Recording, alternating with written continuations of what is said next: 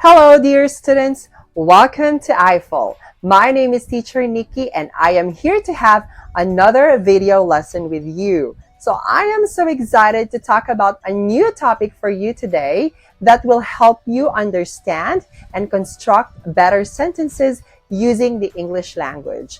I know that these lessons will be very helpful for you to communicate using the English language that are grammatically correct and properly constructed, considering that we will be talking about some grammar topics. So I want you to concentrate on our lesson today, pay attention to our sample sentences, and please practice them very well even after the class. So let's go ahead and start our lesson.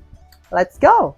So, for today's discussion, let's go ahead and talk about gerunds. So, this is actually the first part for this topic. So, for us to better understand about gerunds, let's go ahead and have its definition.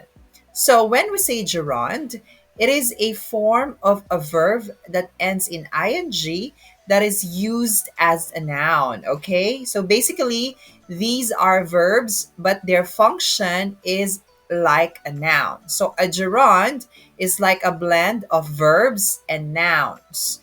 It looks like a verb, but it acts like a noun. Okay? So, for example, the word swimming is an example of a gerund. We can use the word swimming in a sentence as a noun to refer to the act of moving around in water, as in swimming is fun. So, this is the name of the activity or the name of the sport. So, therefore, in this sentence, swimming is fun. The word swimming is actually a gerund because it functions as a noun and not a verb. Okay? So please keep that in mind. Now, a gerund phrase is a phrase that includes the gerund, its objects, and its modifiers. Because they are derived from verbs, gerunds can take objects or be modified by adverbs. Okay? So, now, just like noun phrases, gerund phrases are treated as nouns in sentences. Okay? In the sentence, I love carefully collecting action figures. Okay, the gerund phrase, carefully collecting action figures, is the direct object of the phrase. Okay, so of the verb, in fact. So, now in this case, carefully collecting action figures, that is your gerund phrase. Okay, so just a recap or a review. A phrase, okay, is actually a group of words, all right, that does not have a complete meaning. So, in fact, it doesn't have a subject or even a verb. Okay? Now, so how do we form a gerund? So, to turn a verb into a gerund, all you need to do is add ing. Oh, it's easy as that. But there are some rules that we have to consider. So, when making a gerund, there are a few things to watch out for. Okay?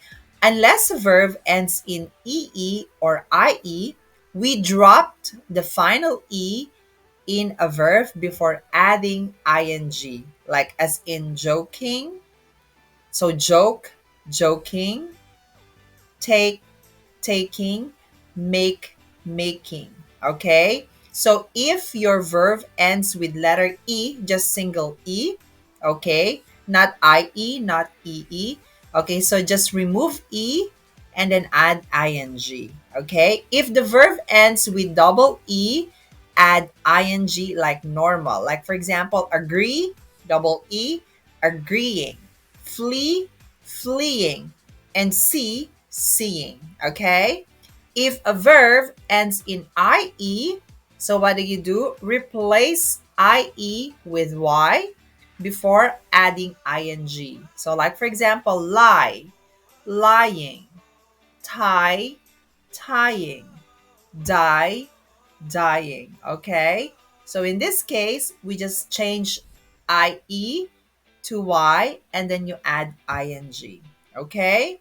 Next, We also have here a list of gerunds. So you can try or you can turn any verb you want, okay, except modal verbs, of course, into a gerund, okay? Because modal verbs don't have ing forms. So examples, we have singing, meditating, cooking, being, having, dancing, and philosophizing. So these are just examples of your gerunds. Okay, they look like verbs but ing. Okay, but then they are still your gerunds. All right.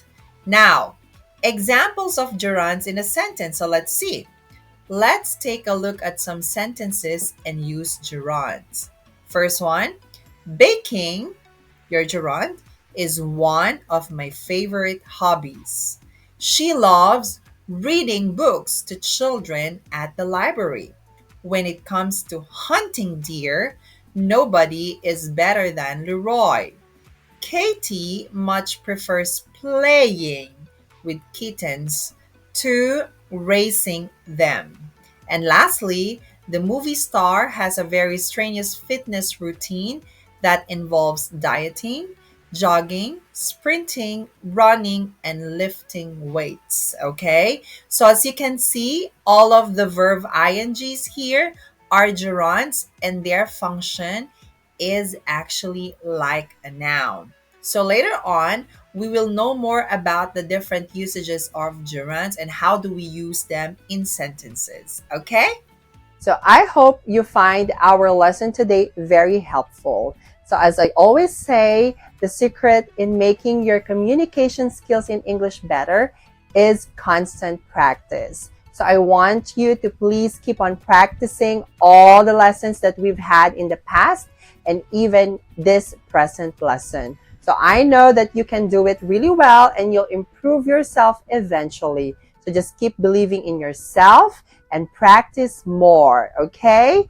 Now, please stay tuned to our more lessons here in I-Fal and please visit our website that I will flash on the next screen. I also encourage you to please subscribe to our classes because we have a lot of amazing teachers that will help you and guide you in improving your English skills. So once again, this is Teacher Nikki. So I'll just see you again on the next classes and video lessons that we're going to have. I know that we will have more amazing lessons in the future. So stay tuned and good luck. Study harder and I'll see you next time. Bye.